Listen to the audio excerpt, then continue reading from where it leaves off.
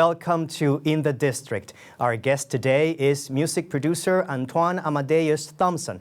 Stay with us for a conversation with this award-winning artist about his vision, his strong connection to the Bronx, his thoughts about the present and future of the music industry, and what does it take to succeed in music and in life. I am Javier E. Gomez. Amadeus, thank you for joining us. Appreciate you, my brother. Thank you for having me. A pleasure to meet you. I'm home. You're home. Welcome home. Yes, and I'm not going to say welcome back because you're in the Bronx constantly. Yes, sir. Yes, sir. There is a lot to talk about. Absolutely. The amount of records that you have worked on, music tours, the amount of legendary artists that you have worked with is really impressive and unimaginable. We might not cover that today because I want to talk about things that you seldomly talk about, but I recommend everyone who wants to know everything that Dr. Amadeus has done, check him out online. He's given great interviews in the past. So we're going to cover some new ground here, but I want to clear the record first. Okay. Your name, Amadeus. Yes. Where does it come from? So the legendary Wolfgang Mozart Amadeus, classical genius and composer that existed back when. I got the name from him, and big thank you to my big brother Stephen Soup White, who selected that name for me. And yeah, I watched the movie as a young kid. He was absolutely out of control. Class clown, loved chasing the young girls in school, but he was a genius. He was a genius, and he loved what he did, and he was passionate about what he did. And we just had a lot of those similarities. And I wanted to be the current modern day Amadeus of hip hop, of R&B, of pop, of gospel, and that was the mission. What does a music producer and music director do? Music producer, right? Back then there would always be a conversation about, are you a music producer or are you a beat maker, right? And back then I would be like, I'm a music producer, because that's a title that I felt that I earned working alongside the artists that I've been able to produce for. But then I learned later on that I was both a beat maker and a producer. So a beat maker, it's a person that creates the tracks, creates the beats, creates the music on his or her own time, and just put that creation together. Now, when you start to talk about music production and the actual act of producing music, it's us, you and myself being into the studio. It's us creating this record and this song together. Obviously, I don't write music, so I'm not the artist or I'm not the songwriter. So that would be your job, whether it's Chris Brown, whether it's Trey Songz or J-Lo, whoever it is that I'm working with at that time. So they'll write the records, and if they don't write the records as artists, they'll have songwriters working alongside them to create whatever that vision is for that song. But my job as a producer is just to bring everything together sonically. I like to say, you paint a picture, right? You paint a picture as a producer, you create the foundation, you create the blueprint, which is the beat. Nothing starts without the beat, right? You have to have a beat or a track to have a song, right? Unless you want to have a bunch of acapellas out there, and I don't think the world would appreciate acapella albums. They need the music drives them. So you start that foundation, you start the blueprint, you give it to the songwriter, you give it to the artist, they write their story, they add their colors to the painting, right? I come back in as a producer and just fine-tune everything, fine-tune each sound, make sure that the levels is proper, make sure that the pronunciation of your words or the diction of your words, how you're saying it, making sure the vibe is there, making sure that you're articulating everything from a creative standpoint. That's the role of a producer. And at the same time, I don't want to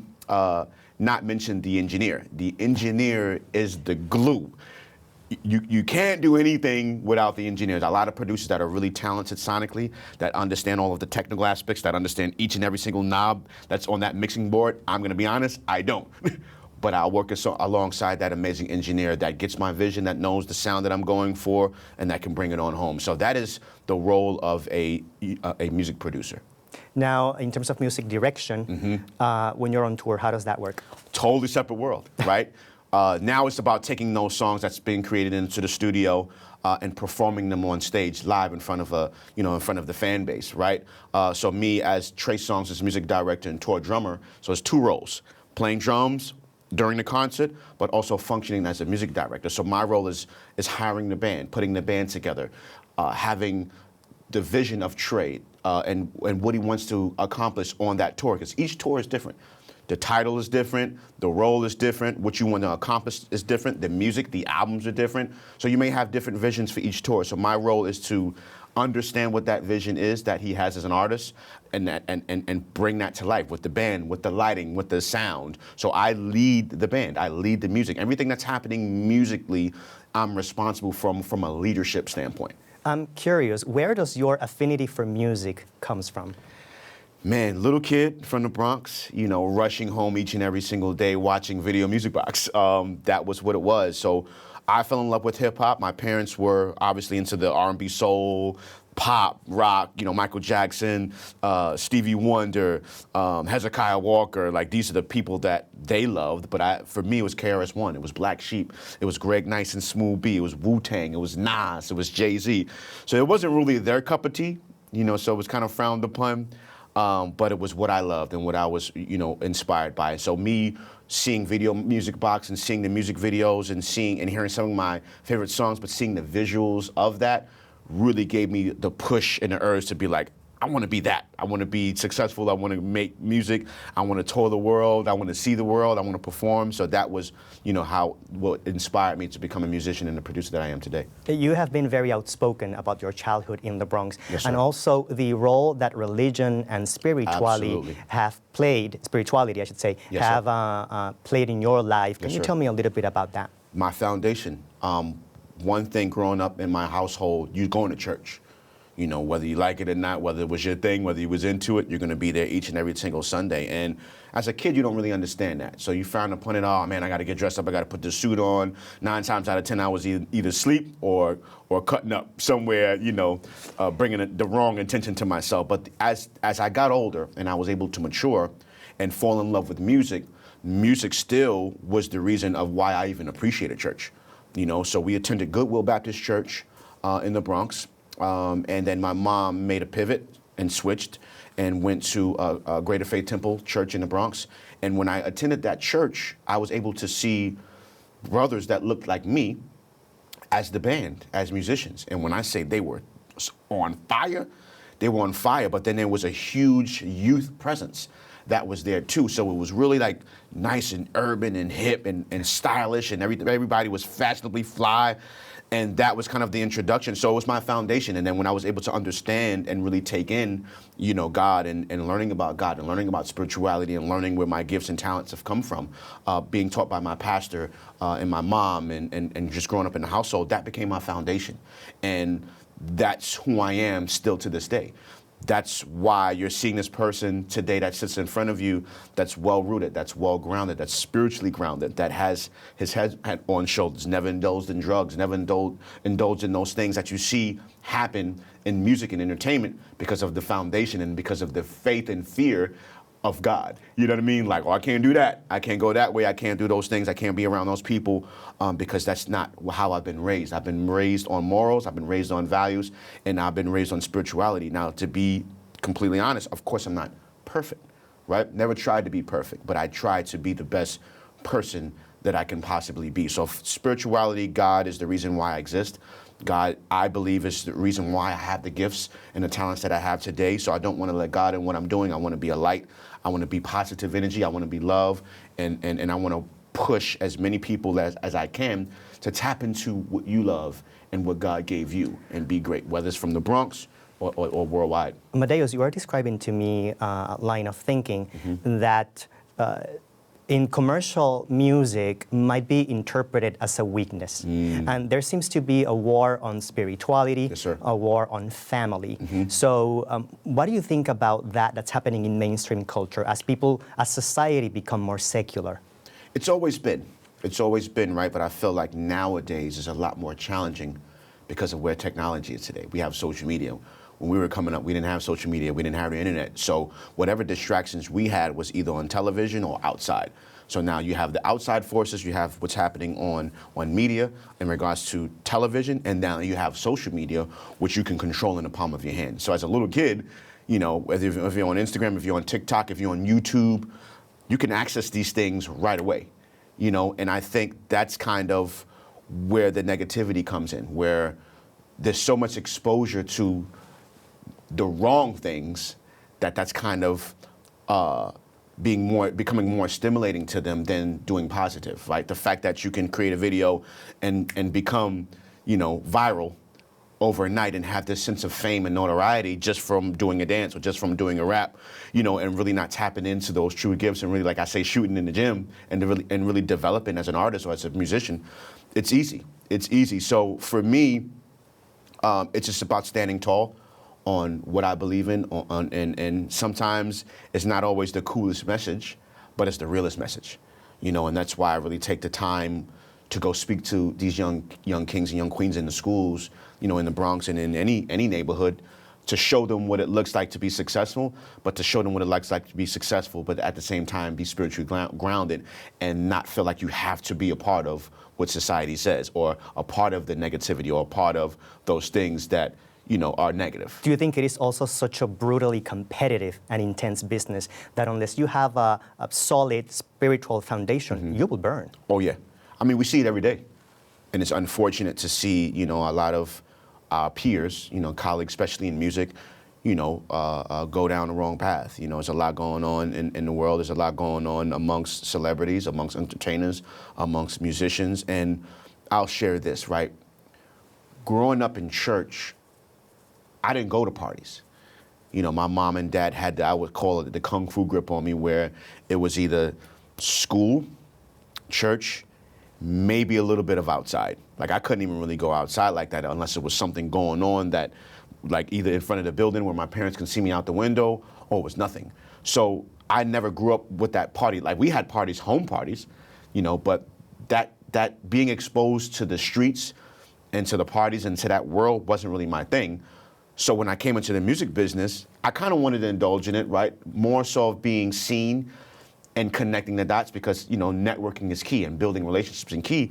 And most times, the only time you may be able to do that is at an event or at a party or at a club or at a show. So I would go to those things for that reason of coming out of it like, I just met so-and-so, and now they have my beat CD or my beat tape. Now I have their number. Now I have their email address to send the music. So that was my reasoning. So fast forward where I'm in music, like it's never really been my thing. On tour, they'd be like, yo, we got an after party. And it's like, what's the benefits? How do I benefit? What do I gain from that besides the nightlife, besides what happens in the nightclub? If I can come up with something that's beneficial to me, whether it's me connecting with artists or connecting with other musicians or getting paid to be there, cool. Other than that, I'm not there. And as I look back of being in the music business for over 25 years, I'm grateful that I had that home training and that home teaching, because I was surrounded with a lot of people, a lot of big people that, may have got caught up in a few things, and I wasn't in those moments or in those places. I was more focused on the mission at hand, which is to be successful in music, and, I'm grateful. We will continue our conversation with music producer Antwan Amadeus Thompson right after the break.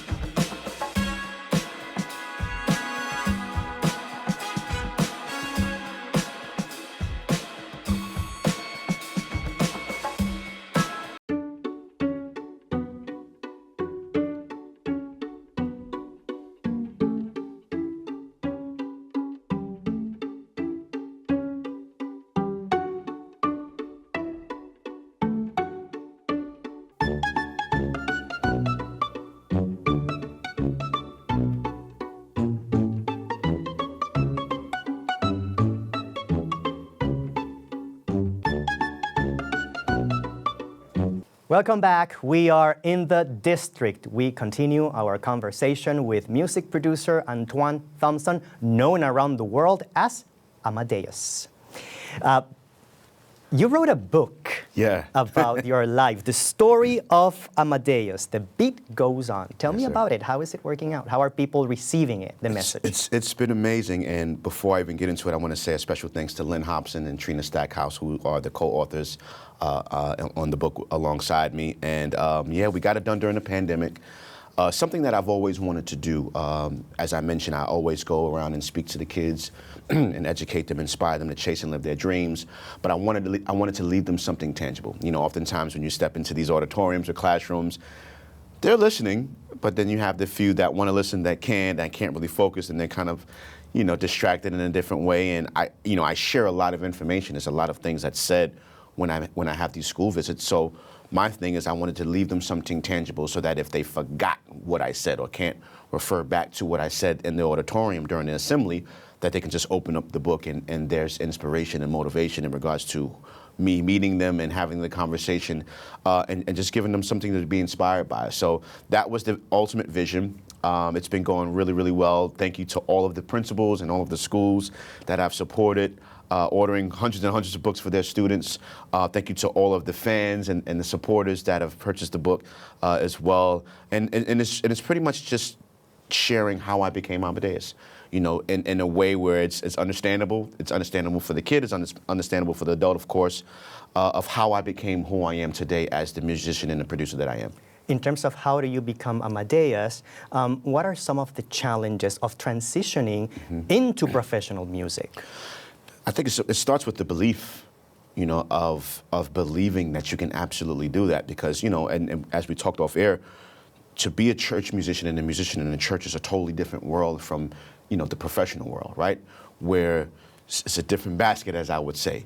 And it takes so much work and diligence and due diligence and the right connections and the right opportunities and those open doors for you to walk into that realm. So many musicians, church musicians, have the dream of touring and playing those stadiums and playing those arenas. And I must say, Javier, it's one of the greatest feelings in the world, performing at, you know, Madison Square Garden, which we've done a few times, you know, MetLife in Jersey, where the New York Giants play in front of 80,000 people, to Australia, to Japan, and, you know, visiting the motherland in Africa. It's a beautiful thing, but it's not something that happens overnight. You know, as we mentioned, blood, sweat, and tears that you have to put into this work, because there's millions of people that are wanting the same thing you want, right? But I think the key to it all is, you know, it's not about, and I realize this as I reflect on my career, I wanted to be great, but I never wanted to be the best. The best, why do I have to be the best? I can be great and be great, you know? So my thing was, I want to outwork everybody. You know, when you're relaxing, when you're home, when your feet is up, you're at the movies, you know, you're at the club, you're doing whatever you need to do, cool, no judgment. I'm going to be working, you know? So when people run into me today or they meet me, they're like, dude, you're everywhere. And it's like, how? And it's because I'm outworking everybody. You know what I'm saying? And I'm sure there's people that work harder than me. What you're saying conveys a very powerful sense of humility, yes, sir, and self-awareness, but also integrity and knowing your limits. And sometimes the answer is no. And integrity. Right, right. Yeah, that's a very important part. Those no's eventually turn into yes. Are you willing to take the journey and take the ride and believe in yourself so much and put the work into to the standpoint where that no motivates you to go get that yes? And that's what it takes, right? So whenever a person would tell me no, I would view it as, oh, maybe the timing is not right. You know, so if you're immature, and not in a negative way, but just not mature enough to know that there's always work to be done and there's always room for growth, then you'll take it in a negative sense or instead of using that no in a positive way and allowing that no to add fuel to your fire, to push you to work harder, to go harder, to be better at what you do. You know what I mean? So I think that's very important too. You have a very strong presence in Bronx local communities. We see you constantly doing community work with the people. Embracing your role as an educator and motivational speaker, what do you think, in your experience, are the biggest impediments for people to succeed in life? And of course, that applies to the music industry as well. The doubt. When I walk into these schools and I have this conversation and I ask this young king or young queen, what are your dreams? The way they light up it's something like you've never seen. And it's not a conversation that's happening, right? You know, you go to school, you learn math, reading, English, social studies, science, different languages, which is all great, which is all tools you'll need as to succeed in life as well. But what are you thinking about each and every single day that you love and that you dream about and that you're passionate about? What is that thing? Let's talk about that. And when we talk about it, you know, the kids are raising their hands, they're jumping all over the place, they're excited. I want to be a dancer, I want to be a teacher, I want to be a lawyer, I want to be a doctor, I want to be a musician, I want to be a drummer, I want to be a producer, and it sparks this conversation and this roundtable conversation amongst the kids. And you see the excitement that they have. And to me, that's so necessary, right? So when I go back into my childhood, no one came and had that conversation with us. No one came that I saw on video, music box, that I looked towards or were inspired by that or were successful in music and musicians. They didn't come and stop by my school and pop in and say, hey guys, I'm here for y'all. They didn't do that. So I wanted to be the opposite of that. You know, I had to figure this thing out the whole way. No one gave me the blueprint. No one showed me the way. No one led me. I had to bump my head against the wall. I had to, you know, hit the potholes that were in the road, make the wrong turns, had to back up a few times. So I'm saying to myself, why would I allow the future generation, why do I allow our future to go through the same things that I had to go through? I don't want to do that. If I can come in and have a conversation with you and tell you what to avoid, tell you what you need to do, tell you how much you need to be focused, the hard work you need to put in, and then to show you I'm from where you're from. I'm from the hood too. I'm from the bottom too. I'm from the projects too. I'm from the negative areas and, you know, I'm from all that too. But that's no excuse of why you can't be great, because you're looking at greatness from a humble standpoint, of course, but you're looking at success and you're looking at greatness. So why can't you do the same thing? And that's the conversations that we're having. With the unimaginable changes in the music business with technology, the collapse of the music labels as we knew them in the past, yes, sir. The grave real estate crisis in the city for music spaces with gentrification, especially yes, for sir. indie artists, emerging artists, up-and-coming artists. How do you have a career in music today, either as an artist, producer, director? I would be lying if I didn't say it's very difficult.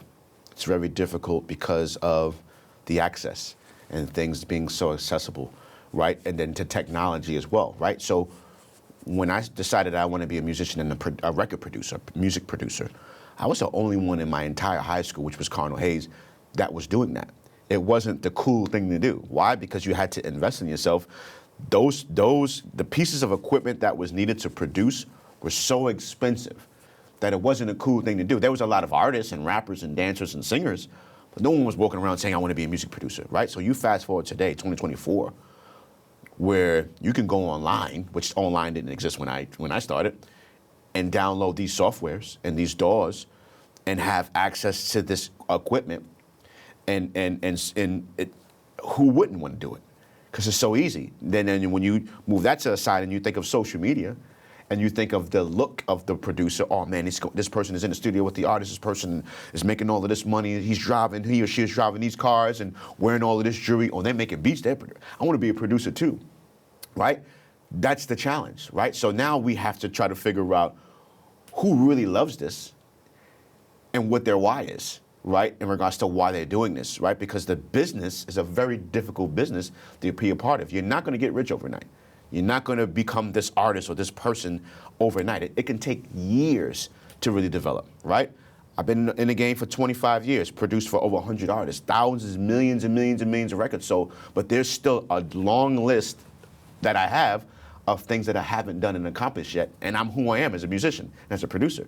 So if I'm saying that, imagine the challenges you face as a new artist, as a new musician, as a new producer, looking at me saying, Dad, you've been in for 25 years and still. So your why has to be, I love this. This is what I am. This is who I am. And I have something to share with the world. Not because I want to be rich, not because I want to be famous, because you really don't. You want to be able to walk around in Walmart or go to the movies and no one attack you and take pictures. And, you know, you might need to go get some new toilet tissue. And you go into Walmart and they be like, there's Javier. Let's go get him. Like, anonymity is very much appreciated these days. Yeah. So, you know, I think it's a very important thing to know your why, because it's the only way that you'll continue to push forward, especially in entertainment, because it's a tough business. Amadeus, what do you see in the future of the music industry? I can see it being more challenging. I can really see it being more challenging because obviously the technology will will continue to grow and continue to flourish. And then you'll have more people who may not necessarily really love it and have a passion for it, wanting to be artists and wanting to be musicians, right? And, people just want to have a good time.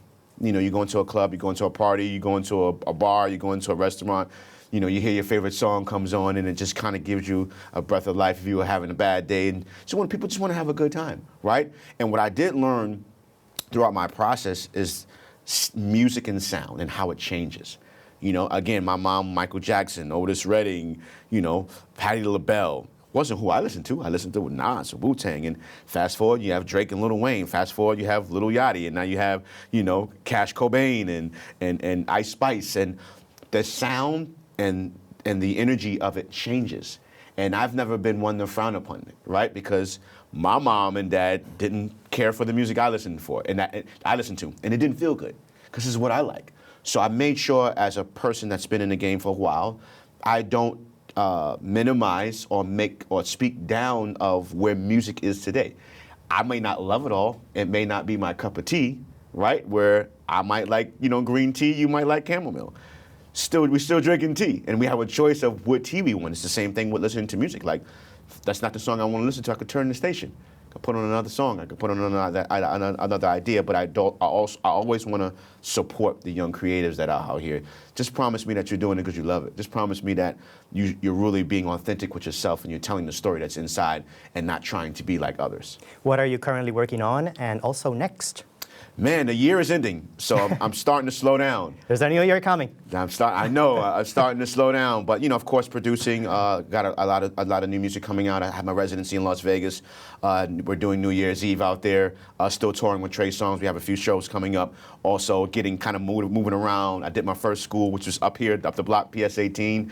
My assembly. So just doing what I love, and moving around and enjoying life at the same time. Because sometimes you can work so hard, that you miss life and that you miss the things that truly and really matter. So just really taking that time to embrace that. And as the years, comes, I'm going to slow down a little bit and reflect on this amazing year, inducted into the Bronx Walk of Fame, completing and hosting the Tour de Bronx. A lot of amazing things happened this year, and I want to be able to reflect, enjoy those things, and then, like you said, get ready for the new year, but also stay present. Thanks so much, Amadeus, for joining us today. Pleasure to meet you, really. Pleasure. Big Bronx energy. And definitely, I recommend everyone to go online and do their research. There is not enough time to go over all of the names and projects that Amadeus has worked on. It is a fascinating story. So thanks, everyone, for watching. And remember, you can always watch this program anytime, anywhere on BronxNet.org and also on YouTube. You can also share it with others. Make sure to follow BronxNet on social media to keep informed about who will be our next guest in the district. I am Javier E. Gomez. Until next time.